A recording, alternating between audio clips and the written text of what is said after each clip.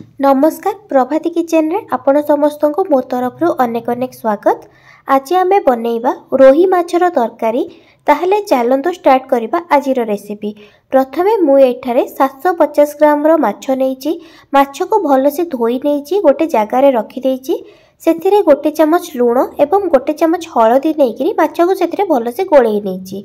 तापरे एबे मु गोटे कड़ाई गरम करिची। कड़ाईटा भलो से गरम हो सारिबा परे मु एठारे 2 चमच सोरिष तेल देइची। तेल भलो से गरम हो सारिबा परे गोळेकी रखिथिबा माछ जोटा कि हळदी लूण रे मु गोळेकी रखिथिली सेई माछ को एबे मु कड़ाई रे देउची भाजी होबा पई।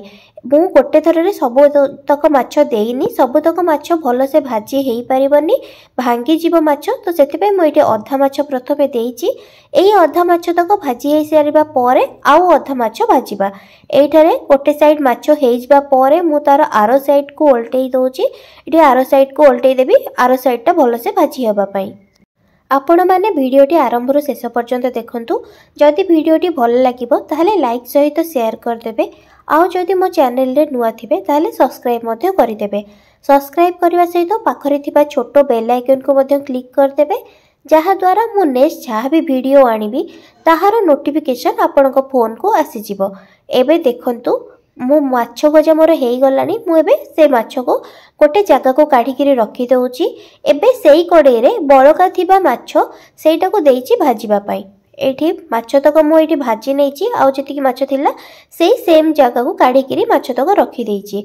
एबे मु दुईटी आलू को बड़ साइज रो आलू मु एठी दुईटा आलू काटी किरी सेतिरे मु चोपा छड़ेई किरी आलू को काटी के रखिथिली। एबे सेई काटी थिबा आलू ताको मु कड़ाई रे देइची भाजीबा पई। आलू टिके भाजी हेई जिबा परे सेई सबतक आलू मध्य मु सेई माछ रखिथिबा जगह को एठी काढ़ी किरी रखी देबी। एठी देखतो मु सबतक आलू माछ रखिथिबा जगह रे काढ़ी किरी रखी देइची। एबे सेई कड़ाई रे मु आउ किछि तेल देइची। तेल देई सारिबा परे मु एठारे गोटे बड़ साइज रो पियाज को पतला पतला लंबा लंबा करी काटी किरी रखिथिली सेई पियाज को देइची एठी भाजीबा पई। पियाज रो कलर टिके चेंज होबा पर्यंत भाजीबा। एठी देखंतु पियाज रो कलर टिके चेंज हेई जिबा परे टिके गोल्डन कलर हेई जिबा परे मु एठी बाटी की रखिथिबा मसला जोटा कि अदा रसुण रो पेस्ट को मु एठी 2 चमच देइची। अदा मु एठी रसुण 8-10 टी ता संगरे गोटे खंड छोट अदा सेटा को मु भलो से बाटी नेइथिली, सेटा को मु एठी देइची। देकिरी किछि टाइम पर्यंत मसला को मु गोळेई किरी रखिबी। मसला टिके बेसी टाइम कसी हबा पई मु एठारे आउ टिके पानी देइकिरी तापरे आउ किछि टाइम पर्यंत गोळेई किरी रखुची। एठी गैस को मु मीडियम फ्लेम रे रखिची। आ मसला को मझिरे मझिरे गोळौची जेमति कि मसलाटा कड़ाई रे तळटा तार लागि न जिवो। सेति पई टिके मसलाटा कसी हेई जिबा परे मु एबे मीडियम साइज रो गोटे टमाटो को लंबा लंबा करी काटी किरी रखिथिली सेटा को एबे मसला रे देइकिरी टिके गोळेई दउची। गोळेई नेबा परे टमाटो मध्य सेई मसला रे सिजि जिवो भलो से। तापर मु एठी किछि टाइम घोड़ेई किरी टिके टाइम पर्यंत रखी देइची। एबे मसला टिके हेई जिबा परे मु एठी आउ किछि मसला ऐड करूची, जेमिति कि एथिरे मु लूण गोटे चमच, हळदी गोटे चमच, गरम मसला गोटे चमच, धनिया गुंड गोटे चमच, जीरा गुंड गोटे चमच मु ऐड करिकिरी सेटा को आउ किछि टाइम पर्यंत गोळेई किरी मु रखी दउची। एठी गैस को मु स्लो फ्लेम रे रखिची। मसलाटा टिके बेसी टाइम कसिबा पई मु एठी गैस को स्लो फ्लेम रे रखिची। आउ मु घोड़ेई किरी रखुची, मझिरे मझिरे मु गोळौची जेमति कि मसलाटा भलो से एवं बेसी टाइम पर्यंत भल टिके कसी हबो। एबे देखंतु मसलाटा हमर हेई आसिलानी। एठी मसला हेई जिबा परे मु एबे पानी किछि दउची। गोटे ग्लास मु पानी एठी देइची।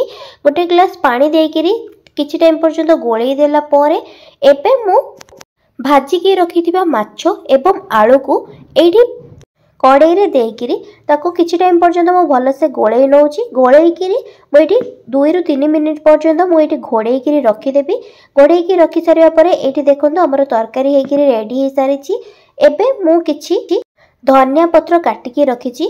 एबे धनिया पत्र ऊपर देइकिरी तरकारी रो ऊपर देइकिरी किछि टाइम पर्यंत घोड़ेइकिरी तापरे रखिदेबी।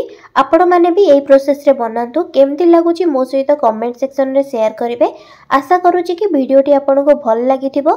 जदि भल लागिथिबो ताले लाइक सहित शेयर करदेबे। जदि मो चैनल रे नुआ थिबे ताले सब्सक्राइब मध्य करिदेबे। सब्सक्राइब करिवा सहित पाखरे थिबा छोटो बेल आइकन को मध्य क्लिक करदेबे, जहा द्वारा मो जहा भी वीडियो अपलोड करिवि ताहार नोटिफिकेशन आपण पाखरे पहुंची परिबो।